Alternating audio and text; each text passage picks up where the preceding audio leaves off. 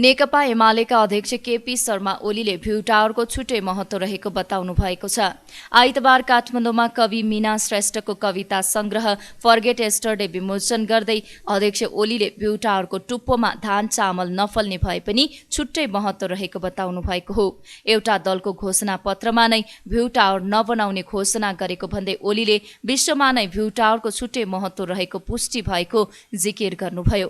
यस्तै अध्यक्ष ओलीले नेपालीहरू जातैले कवि भएको भन्दै हरेक नेपालीको नामको पछाडि कवि लेखिदिए हुने धारणा राख्नुभयो। काव्यको रचना छन्दको रचना धेरै पहिलेदेखि नै नेपालकै भूमिमा हुने गरेको सुन्दा खुसी लाग्ने उहाँको भनाइ छ। ओलीले हतियारको बाण भन्दा शब्दको बाणमा धेरै गहिराई हुने भएकाले कविता मुक्तकहरूको छुट्टै अर्थ रहेको बताउनुभयो। एउटा पार्टीले आफ्नो घोषणा पत्रमै भन्यो भ्यू टावर बनाउँदैन, भ्यू टावर बनाउने काम छैन। इफेल भन्ने इन्जिनियर जसले इफेल टावर बनाए बुद्धि नभएका रहेछन् कि क्या हो? जो फ्रान्सको प्रतीक भएको छ, जसले फ्रान्सलाई अरबौंको आम्दानी दिलाएको छ, भ्यू टावर भन्दा केही होइन। टुप्पामा धान पनि फल्दैन, अलिक तल कोदो पनि फल्दैन, अलिक तल मकै पनि फल्दैन, आँप पनि फल्दैन, लिची पनि फल्दैन, के पनि फल्दैन, पैसा मात्रै फल्छ भ्यू टावरमा। इफेल टावर, वाशिंगटन टावर, अन्तका टावर। इतिहास, ऐतिहासिक धरोहर, हाम्रो उचाइ, थुप्रै कुराहरू त्यसभित्र हुने गर्छ। तर जब हामी सोझो आम्दानीको कारोबार मात्रै गर्छौँ भने फर्गेट एस्टरडे जस्ता कुराहरू पटक पटक आउँछन्। किनभने हाम्रो नगदानगदी बिजनेस बाहेक अरू कुरै हुँदैन। किनभने हामी भावनामा छैनौँ, हामी संवेदनशीलतामा छैनौँ, हामी गर्वानुभूति गर्दैनौँ, हामीसँग प्रेस्टिज भन्ने कुरा छैन।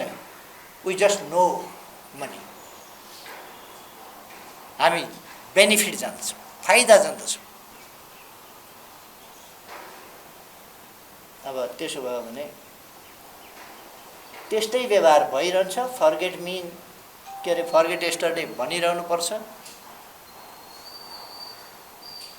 त्यसकारण हामीले हाम्रो समाजमा चाहिँ फर्गेट एस्टरडे भन्ने खालका होइन।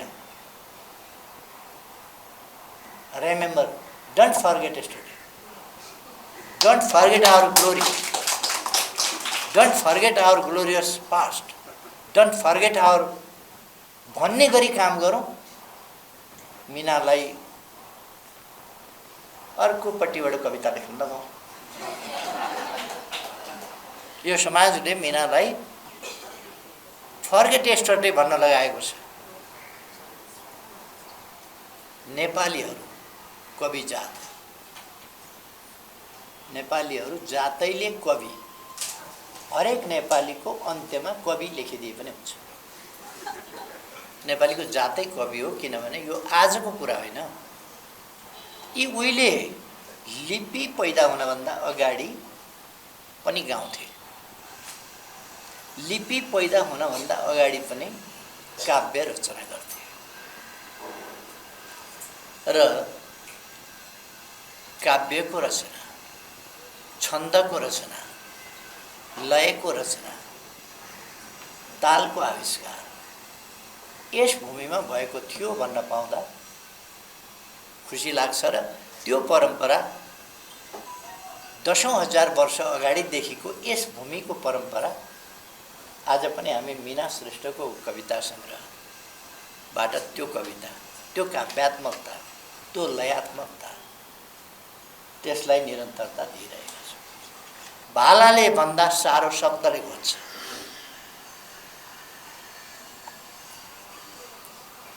भालाले तिखै छ भने छेड्यो भने पनि उपचार गर्दा होला।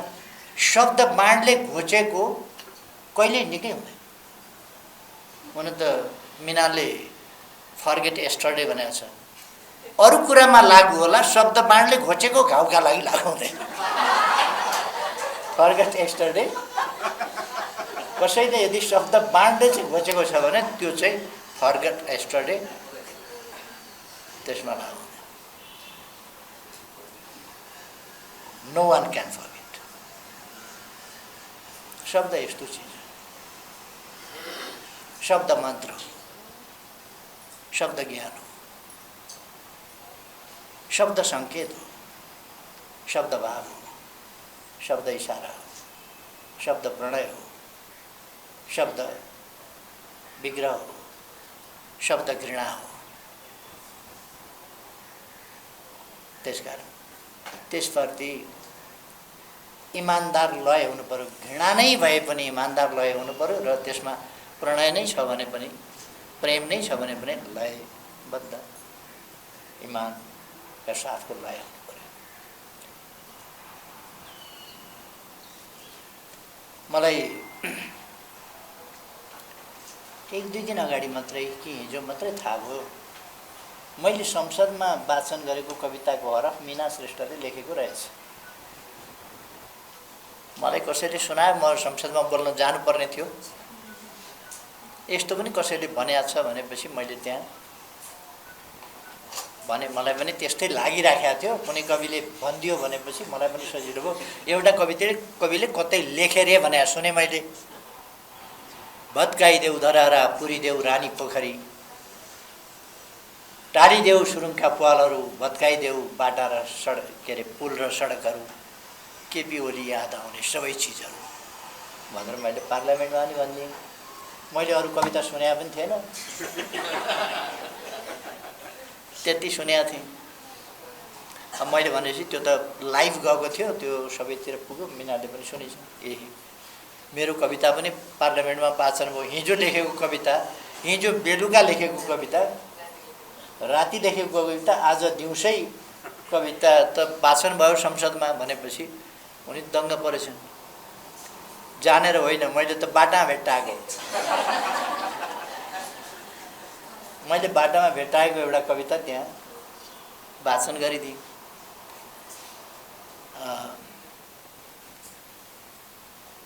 मैले कविता चाहिँ राति पढेँ, गएको राति। आज राति मात्रै पढेँ मैले। त्यो लामै कविता रहेछ, म त त्यति नै हो कि भनिरहने थिएँ। आजकल त मुक्तक सुक्तक लेख्ने चलन छ नि, अनि कवितालाई मैले चाहिँ मुक्तक बनाएर भनिदिएछु त्यहाँ, अलिकति छोटो बनाएर। खैर,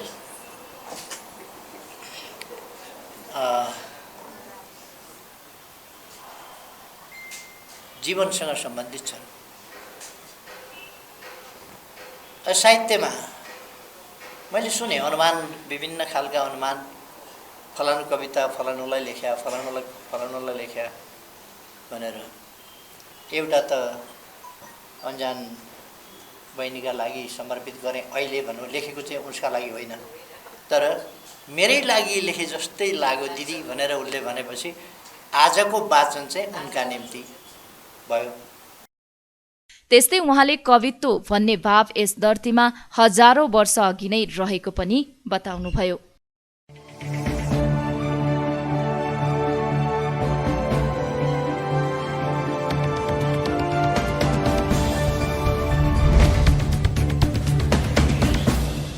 उद्योग वाणिज्य तथा आपूर्ति मन्त्री दिलेन्द्र प्रसाद बडुले आयात घटाउँदै राष्ट्रिय उत्पादन बढाएर आर्थिक क्षेत्रलाई बलियो बनाउनु पर्नेमा जोड दिनुभएको छ।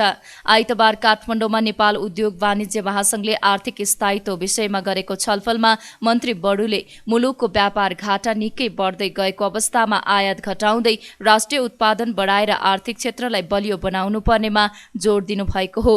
उहाँले अनुभव हुने गरी आर्थिक क्षेत्रको सुधारका लागि आवश्यक कार्यक्रम बनाउनु पर्ने धारणा राख्नुभयो। पेट्रोलियम पदार्थको विकल्प खोजेर समाधानको उपाय खोज्नु पर्नेमा उहाँले जोड दिनुभएको छ। पेट्रोलियम पदार्थको उपभोग कम गर्नका लागि विद्युतको प्रयोग नै बढाउनु पर्ने उहाँले बताउनुभयो। मन्त्री बडुले निजी क्षेत्रलाई पनि इन्धन आयात गर्न दिने विषयमा छलफल भइरहेको धारणा राख्नुभयो। हामीले वास्तवमा योभन्दा पहिले पनि नीति र कार्यक्रम आउँछन्, बजेट पनि छुट्याइन्छ, यस वर्ष पनि आउँछ, विगतमा नि आयो। कृषिलाई प्राथमिकता दिएकै छ, नदिए पनि होइन। अर्को प्राथमिकता हाम्रो पर्यटन हो, त्यसलाई पनि भनिरहेकै छौँ, फेरि भन्छौँ। तर मलाई पनि के लागिरहेको छ भने यतिले हुन्छ कि हुँदैन। हाम्रो नयाँ ढङ्गले हामीले के गर्दा देखिन सक्ने गरी, अनुभव हुन सक्ने गरी परिणाम ल्याउन सकिन्छ, त्यस्तो एउटा टार्गेटेड प्रोग्राम र कृषिको कुरा यहाँ जहाँसम्म छ हेर्नुहोस्, हामीले कृषिमा चक्लाबन्दी गर्नुपर्छ, बाँझो जमिनमा खेती गर्नुपर्छ, यो सब भनिरहन्छ, तर त्यो भइरहेको छैन। भारत र हाम्रो पनि रेट फरक भइरहेको छ। हामी सस्तो दिइरहेछौँ अहिले पनि, पेट्रोलमा 23 रुपियाँ प्रति लिटर सस्तो, अनि डिजेलमा 35 रुपियाँ प्रति लिटर सस्तो भइरहेछ, र पनि महँगी त बढ्यो। 5 रुपियाँ बढाउँदा हल्ला हुने खतरा छ।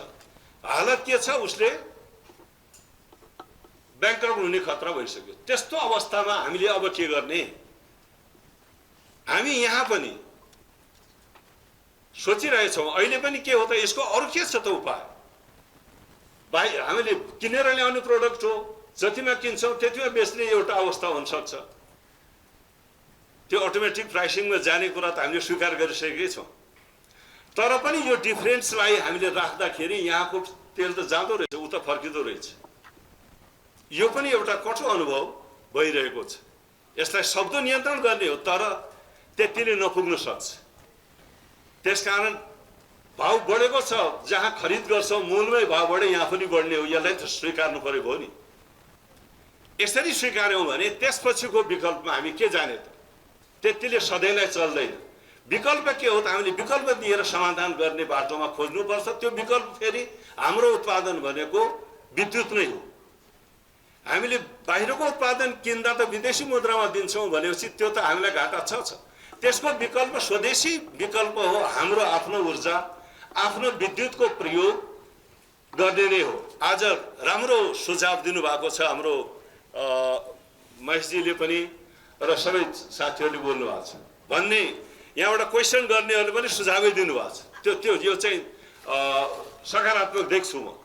अहिले पनि सोचिरहेका छौँ भने हामी सल्लाह गरिरहेका छौँ। एउटा त उसको प्रतिस्थापन, अहिले हेर्ने हो भने हामी त एलजिबी ग्यास, खाना पकाउने ग्यास, यसमा भाउ बढाउँदा अर्को बवाल हुन्छ, त्यो सबैलाई थाहा छ। तर नबढाउँदा पनि हामी धेरै अप्ठ्यारोमा गइसकेका छ। आयल निगम, गभर्मेन्टको अवस्था पनि त्यो छ। त्यस कारणले त्यसको विकल्प क्रमशः हामीले दिँदै जाने हो र विद्युतको आपूर्तिलाई भरपर्दो गर्ने, डिस्ट्रिब्युसन सिस्टममा पनि समस्या त्यसलाई गर्ने, ट्रान्समिसन लाइनका कुराहरू आइरहेछन्, यसलाई व्यवस्थित गर्ने र भरपर्दो बिजुलीको हामीले सप्लाई गर्न सक्यौँ हाउस होल्डहरूलाई घरेलु उपयोगका निमित्त भने, त्यति गर्ने बित्तिकै अनि यता भाउ बढ्दा समस्या आउँदैन। मूल्य रेगुलेट गर्ने हो भने निजी क्षेत्रको पनि आपूर्तिकर्ताहरू आउँछन् भने एउटा प्रतिस्पर्धा सुरु हुनसक्छ मूल्यमा, र त्यो मूल्यको प्रतिस्पर्धाले फाइदा त अन्ततः उपभोक्तालाई होला नि, जनतालाई होला नि। त्यस्तै नेपाल राष्ट्र बैंकका गभर्नर महाप्रसाद अधिकारीले निक्षेप बढाउन नभएर उपभोग घटाउन ब्याजदर बढाइएको बताउनुभयो। अधिकारीले ब्याजदर बढाए पनि उपभोक्ताहरू जति पनि मूल्य तिर्न तयार रहेको पाइएको जिकिर गर्नुभयो। अधिकारीले अहिलेको विश्व अर्थतन्त्रमा समस्या देखिएकाले नेपालमा पनि त्यसको असर पर्नु सामान्य भएको बताउनुभयो। रेटहरू बढ्दै गएको छ, मार्केटमा लिक्विडिटीको जुन खालको प्रेसर छ, त्यही प्रेसरको दरमा रेट नबढे तापनि बेस रेटहरू बढ्दै गएको छ, कर्जाको रेटहरू बढ्दै गएको छ, अथवा डिपोजिटको रेटहरू बढ्दै गएको छ। रेट बढ्दैमा डिपोजिट आउँदैन भन्ने स्टेटमेन्ट उहाँले दिइसक्नु भएको छ, त्यो सही हो। तर पोलिसी मेकरले सिम्पली डिपोजिट बढाउनलाई मात्रै त्यो मार्केटको रेटहरू बढाइरहेको अवस्था होइन। हामी इफेक्टिभली जुन खालको अनवान्टेड कन्जम्सन भइरहेछ, त्यो कन्जम्सन घटोस् भन्ने अभिप्रायले पनि हाम्रो मार्केटमा रेटको इन्टरभेन्सन गर्नुपर्ने अवस्थाहरू सृजना भयो। यहाँहरू धेरै व्यावसायिक समुदाय यहाँ हुनुभएको, कन्ज्युमर हुनुभएकोले त्यसको नेगेटिभ इम्प्याक्ट हुनसक्छ, तर समग्र अर्थतन्त्रलाई त्यो इम्प्याक्ट जरुरी छ। पहिले त अर्थतन्त्र हामीले बचाएर राख्नु पर्यो। हाम्रो अर्थतन्त्र पहिले त सस्टेनेबल हुनु पर्यो, त्यसमा दिगोपन रहनु पर्यो, त्यसमा स्थायित्व रहनु पर्यो। अनि त्यसभित्र हामीले उपभोग गर्नेले, व्यवसाय गर्नेले उपभोग गर्न पाउँछौँ, व्यवसाय गर्न पाउँछौँ, अगाडि बढाउन पाउँछौँ होइन। हामीले यति दिनको मात्रै अब इन्धन दिन सक्छौँ, अथवा अब हाम्रो बिल तिर्न सकिएन भन्ने स्थिति आउनुभन्दा हामी सबै सजग रहेर अलिकति कम्प्रोमाइज गर्दा भन्ने कुरालाई हामी सतर्क रहनुपर्छ। त्यो हिसाबले पोलिसीहरू आइरहेको अवस्था छ। यी पोलिसीहरू चाहिँ समग्रमा नेसनल इन्ट्रेस्टमा आइरहेको अवस्था हुन्। जहाँसम्म अध्यक्षज्यूले उठाउनु भएको विषय छ लिक्विडिटी अलिकति लङ रनसम्म यो प्रेसर रहने विषय, हामीले सरस्वती अलिकति टेक्निकल विषयहरू हेर्दाखेरि त्यो देखिन्छ। जस्तो बिओपी अहिले 9 महिनाको 268 अर्बको डेफिसिट छ। अब यो घट्ने सम्भावना कति छ, अर्थात् यो डेफिसिट सरप्लसमा जाने सम्भावना कति छ? हामीले त्यसरी हेर्दा पनि हुन्छ। यो मार्केटको लिक्विडिटी भनेको एक्ज्याक्टली त्योसँग गाँसिएको विषय हो, यहाँ अरू केही पनि छैन। त्यस्तै महासङ्घका अध्यक्ष शेखर गोल्छाले मुलुकको मूल्यवृद्धि नियन्त्रणमा राख्न इन्धनमा करको दर घटाउनुपर्ने बताउनुभयो। उहाँले विद्युतीय उपकरणको प्रयोग बढाउनुपर्ने, निर्माणाधीन जलविद्युत आयोजना समयमै सम्पन्न गर्नुपर्ने, विद्युतीय सवारी साधनको व्यवस्था गर्नुपर्ने सुझाव दिनुभयो। माटो परीक्षणदेखि कृषि उपजको बजारीकरणसम्मको प्रक्रियामा आमूल परिवर्तन हुने गरी कृषि इकोसिस्टम विकास कार्यक्रम सुरु गर्नुपर्छ। प्रत्येक गाउँपालिकामा कम्तीमा 1 कृषि बजार र चिस्यान केन्द्रको स्थापना हुनुपर्छ। प्रत्येक गाउँ र नगरपालिकाले मोबाइल एप वा SMS मार्फत कृषि उपजको दैनिक मूल्य तथा अन्य जानकारी उपलब्ध गराउनुपर्नेछ। कृषक कार्ड जारी गर्दा गैर मौद्रिक सहुलियत जस्तो कि बसमा आरक्षित सिट, अन्य सरकारी सेवा लिने सहज हुने गरी लगायतको व्यवस्था गर्नुपर्छ। कम्तीमा 3 वर्ष कृषि रहेकोमा उत्पादन र उत्पादकत्वको आधारमा मात्रै अनुदान दिने व्यवस्था गरिनुपर्छ। कृषि कर्म सुरु हुने चाहनेलाई सुरुको 3 वर्ष ब्याज अनुदान मार्फत ब्याङ्कबाटै सहुलियत दिने व्यवस्था गरिनुपर्छ। दुरुपयोग भए नभएको हेर्ने स्वतन्त्र निर्माण गर्नुपर्छ। सम्बन्धित नगर तथा गाउँपालिकालाई अनुदानबारे जिम्मेवार बनाउनुपर्छ। प्रधानमन्त्री कृषि कार्यक्रमको पुनरावलोकन गरी उच्च मूल्य अभिवृद्धि हुने स्थान र वस्तुमा मात्रै केन्द्रित हुनुपर्छ। राजमार्ग छेउमा भेडा बाख्रा पालनलाई प्रोत्साहित गर्नुपर्छ। छुर्पीको गुणस्तर निर्धारण गरी निर्यात प्रोत्साहन पनि गर्न सकिन्छ। त्यस्तै गरेर कृषि क्षेत्रमा उन्नति हासिल गरेका मुलुकहरूसँग नेपाली नागरिकहरूले सिप प्रविधि तालिम लिने व्यवस्था गर्नुपर्छ। उत्पादकत्व बढाउन हाइब्रिड अन्न उत्पादन सम्बन्धी तालिमहरूको व्यवस्था हुनुपर्छ। करार खेती ऐन लिएर आउनुपर्छ। समयमा मल बिउको उपलब्धता सुनिश्चितता र सिँचाइको सुविधा उपलब्ध गराउनु पर्ने, निजी क्षेत्रलाई पनि सरकारी कम्पनीसँग आयात गरी बिक्री वितरण गर्न दिनुपर्छ। महासङ्घले माटो परीक्षणदेखि बिउ कृषि उपजको बजारीकरणसम्मको प्रक्रियामा आमूल परिवर्तन हुने गरी कृषि इकोसिस्टम विकास कार्यक्रम सुरु गर्ने, प्रत्येक गाउँपालिकामा कम्तीमा 1 कृषि बजार र चिस्यान केन्द्र स्थापना गर्ने, शिक्षा र स्वास्थ्यलाई पर्यटनसँग जोड्नुपर्ने लगायतको सुझाव दिएको छ। त्यस्तै भारत लक्षित उच्च मूल्य अभिवृद्धि हुन सक्ने योजना बनाउन निजी सार्वजनिक साझेदारी आवश्यक रहेको महासङ्घको भनाइ छ।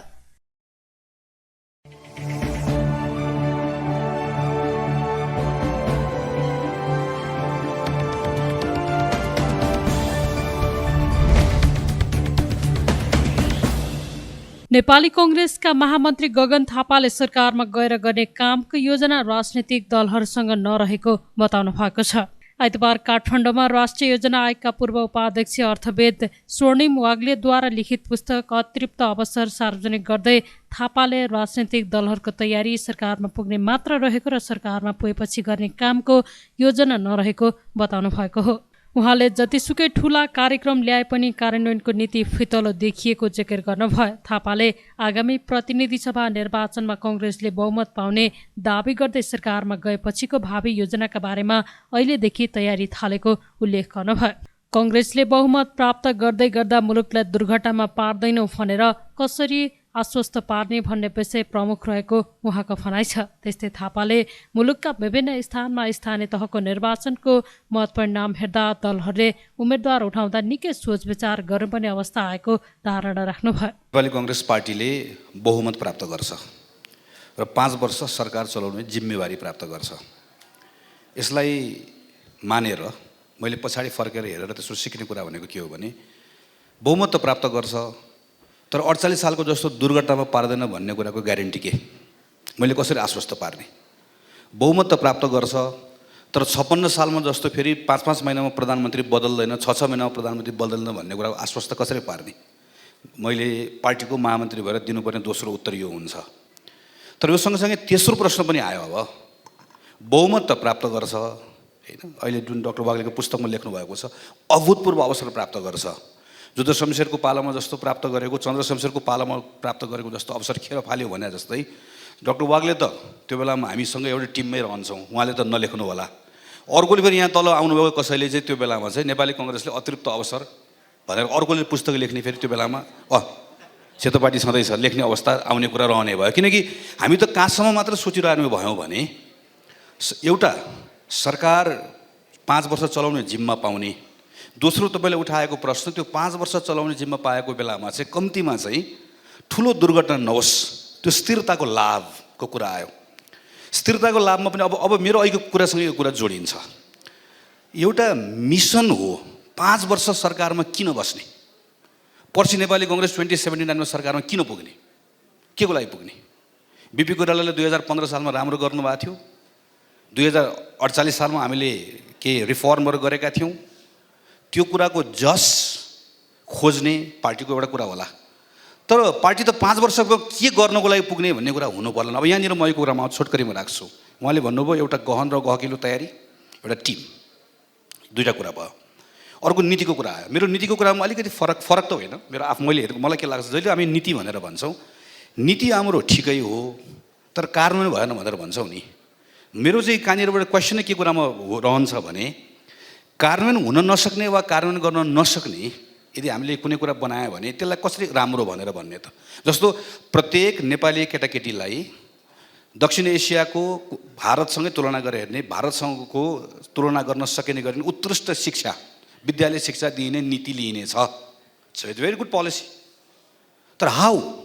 अघि भनेको जस्तै ल अहिले सरकारले नीति के लिने भयो?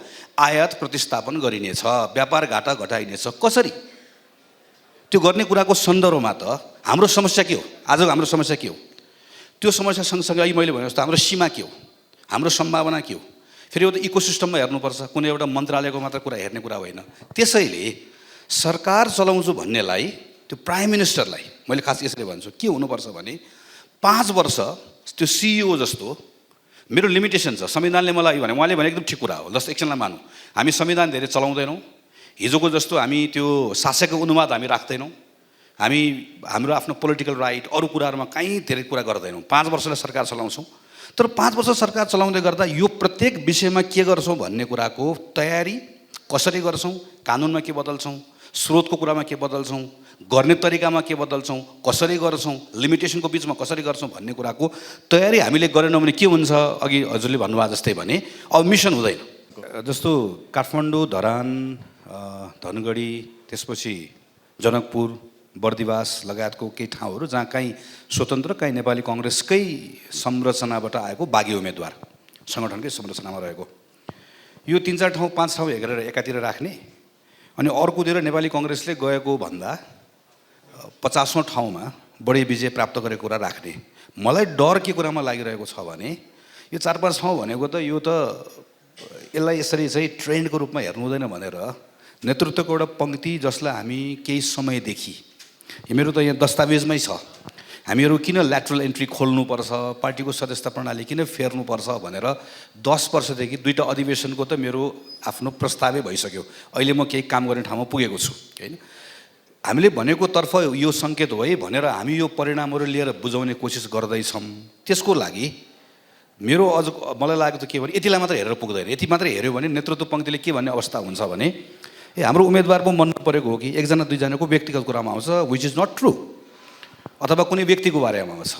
हामीले के हेर्नुपर्छ भने यो पटक नेपाली कङ्ग्रेस पार्टीको तर्फबाट हामीले देशैभरि उम्मेदवारी दिएको, अघिल्लो पटक शानदार ढङ्गले जितेको 50औँ ठाउँ हामी निर्वाचन हार्यौँ। किन हार्यौँ?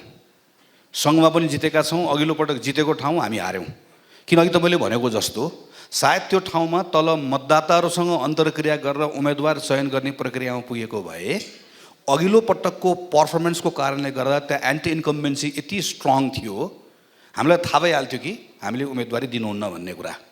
हामी त्यो डिस्कनेक्ट टलर्सबाट छौँ भन्ने कुराको प्रमाण चाहिँ यो एउटा दुईवटा सहर होइन, यति मात्रै होइन। देशभरिको निर्वाचन जित्यो भन्ने कुराबाट अलिकति बाहिर आएर गहिरो र गम्भीर ढङ्गले निर्वाचनको यसपालिको सङ्केतहरू के छ भनेर हेऱ्यो भने अरू पार्टीले पनि आफ्नो ठाउँमा ग्रहण गर्ने कुरा आफ्नो होला। म नेपाली कङ्ग्रेसको सदस्य भएर नेपाली कङ्ग्रेस पार्टीले हेर्ने भनेको चाहिँ हाम्रो पार्टीको लागि एउटा विश्वासको मत प्रकट पनि भएको छ, एउटा अवसर पनि छ, तर एउटा केही गम्भीर सङ्केतहरू छ पार्टीकोमा, खास गरिकन तन्नेरी पुस्ताको साथीहरूलाई, तन्नेरी पुस्तामा नवीन सोच भएको मानिसहरूलाई जो पार्टीको तल्लो खुड्किला चढेर आएका होइनन्, दोस्रो तल्लामा पार्टीमा पुग्नुपर्ने छ। अब हामीहरू त जगै खनेर आएको, हामी पहिलेदेखि बसेका छौँ। उसलाई के हो भने तिमीले पहिलो तल्ला चढ्ने अनुभव बाहिर कतै गरिसकेका छौ भने तिमी सिधै दोस्रो तल्लामा झ्यालबाट पनि आउन सक्छौ है, तिमीसँग क्षमता छ भन्ने कुरा बनाउन सक्यौँ भने हाम्रो घर सबैको लागि वेलकमिङ हुन्छ। ढापडु झाल ढोका लगाएर ढोकामा बसेर एउटा लट्ठी लिएर पहिला यसो हेरेर यहाँ 4 तारिक कहिलेदेखिको भन्दै सोध्दै गयो भनेदेखि भने हामी आउने बन्द हुन्छ। फाइन प्रिन्टले प्रकाशनमा ल्याएको पुस्तकमा वाग्लेद्वारा लिखित विभिन्न लेखहरू सङ्ग्रहित गरिएको छ।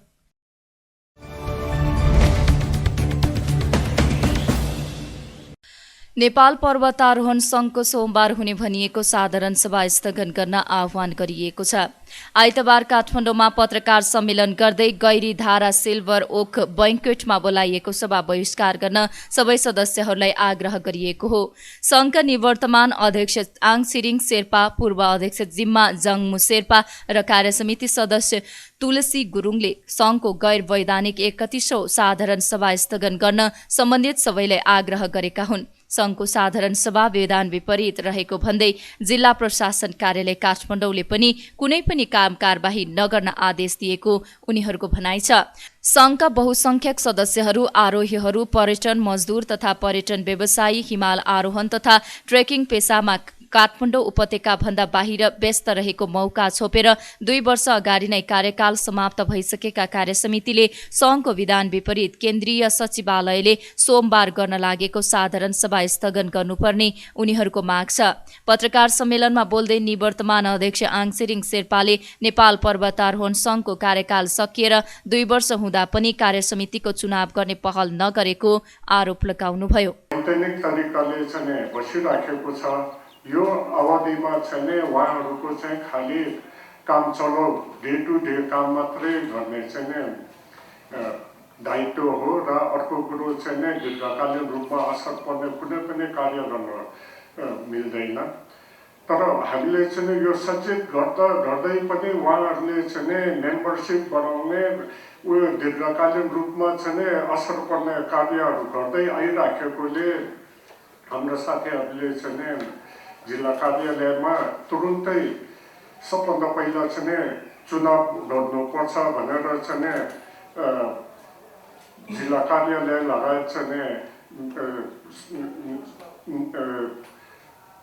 विभिन्न निकायहरूमा चाहिँ सम्बन्धित निकायहरूमा चाहिँ चुनाव तुरुन्त गर्नुपर्छ भनेर जोड दिइराखेको अवस्थामा अहिले आएर चाहिँ उहाँहरूले इलेक्सन डिक्लेयर गरिसकेपछि कुनै पनि डे टु डे काम बाहेक कुनै पनि दीर्घकालीन असर पर्ने कामहरू गर्न मिल्दैन थियो। तर उहाँले के गर्नुभयो भने चाहिँ इलेक्सन डिक्लेयर गर्नुभयो। त्यसपछि पनि फेरि अहिले चाहिँ साधारण सभा चाहिँ कल गरिराखेको छ। भोलि चाहिँ साधारण सभा बोलाउने चाहिँ उनीहरूले चाहिँ योजना बनाइराखेको छ। यही सिलसिलामा चाहिँ जिल्ला प्रशासन कार्यालयबाट यो भोलिको साधारण सभा रोक्नु भनेर चाहिँ चिठी आउँदै पनि उहाँहरूले जबरजस्ती चाहिँ भोलिको साधारण सभा गर्ने चाहिँ आयोजना गरेको हुनाले आज हामीहरू चाहिँ यहाँ आएर यो तपाईँहरूको समक्ष चाहिँ यो प्रेस रिलिज गर्न पर्ने अवस्था आएको हो र हामीलाई आशा छ उहाँहरूले चाहिँ जिल्ला प्रशासनबाट साधारण सभा रोक्नु भनेर चाहिँ गएको चिठीलाई अनर गर्ने नै हुनेछ भन्ने चाहिँ हामीले पूर्ण विश्वास लिएको छु र सम्पूर्ण साथीहरूलाई भोलिको चाहिँ यो अवैधानिक साधारण सभामा चाहिँ जानको लागि चाहिँ हार्दिक अपिल गर्दछु। यसअघि समयमा गर्नुपर्ने केन्द्रीय कार्यसमितिको निर्वाचनलाई गौण बनाई विषयलाई पुनः निरन्तरता प्रदान गर्दै 31औं वार्षिक साधारण सभा 2078 चैत्र 9 गते बोलाइएकोमा पाटन उच्च अदालतको अन्तरिम आदेश पश्चात स्थगित गरिएको थियो। नेपालमा थप 6 जनामा कोरोना संक्रमण पुष्टि भएको छ। देशभर गरिएको 1696 पीसीआर परीक्षणका क्रममा 6 जनामा कोरोना संक्रमण पुष्टि भएको हो। 530 एन्टिजेन परीक्षणका क्रममा भने कसैमा पनि कोरोना संक्रमण पुष्टि नभएको स्वास्थ्य मन्त्रालयले जनाएको छ। यस्तै आइतबार पनि कोरोनाका कारण कसैको मृत्यु भएको छैन। त्यस्तै थप 13 जना संक्रमण मुक्त हुँदा हालसम्म नेपालमा 9,66,975 जना निको भएका छन्। हाल नेपालमा 141 सक्रिय संक्रमित आइसोलेसनमा रहेको मन्त्रालयले जनाएको छ।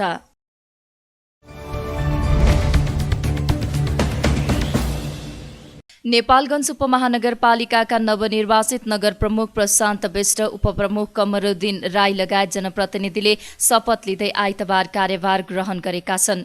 वैशाख 30 गते भएको स्थानीय तहको निर्वाचनबाट नगर प्रमुखमा निर्वाचित विष्टलाई मुख्य निर्वाचन अधिकृत एवं बाँके जिल्ला अदालतका न्यायाधीश खडानन्द तिवारीले शपथ गराउनु भएको हो। शपथ लिएपछि विष्टले नवनिर्वाचित नगर उपप्रमुख कमरुद्दिन राई र 23वटै ओडाका अध्यक्ष र ओडा सदस्यहरूलाई शपथ गराउनु भएको थियो। कार्यभार सम्हाले लगत्तै उहाँले केही महत्त्वपूर्ण निर्णय समेत गर्नुभएको छ। निर्णयहरूमा सामाजिक भत्ता ओडा कार्यालयबाटै बैंकिङ प्रणाली मार्फत उपलब्ध गराउने, अपाङ्गता मैत्री कार्यालय भवन बनाउने, दैनिक रूपमा निस्किने फोहोरलाई घरधनी वा व्यवसाय आफैले फोहोरको वर्गीकरण गरी नगरपालिकाबाट खटिने सरसफाई कर्मीलाई उपलब्ध गराउन प्रेरित गर्ने, प्रावि तहमा स्थानीय भाषामा पठन पाठनको सुरुवात गर्न स्थानीय भाषामा पाठ्यक्रम निर्माण गरी कार्यान्वयनमा ल्याइने र नगरभित्रका सम्पूर्ण नाला तथा ढलहरूको सरसफाई कार्यलाई तत्काल कार्यान्वयनमा ल्याउने, पशु बिमालाई जोड दिने उल्लेख गरिएको छ। कार्यक्रममा बाँके क्षेत्र नम्बर 2 का प्रतिनिधि सभा सदस्य मोहम्मद इस्तियाक राई, लुम्बिनी प्रदेश सभा सदस्य मोहम्मद याकुब अन्सारी, नवनिर्वाचित नगर प्रमुख विष्ट, बाँकेका प्रमुख जिल्लाधिकारी सूर्य बहादुर खत्री, राप्रपाका महामन्त्री एवं निवर्तमान नगर प्रमुख डाक्टर धवल शमशेर राणा, नेपाली कांग्रेस बाँकेका सभापति नारायण प्रसाद गौडेल लगायतले धारणा राख्नु भएको थियो।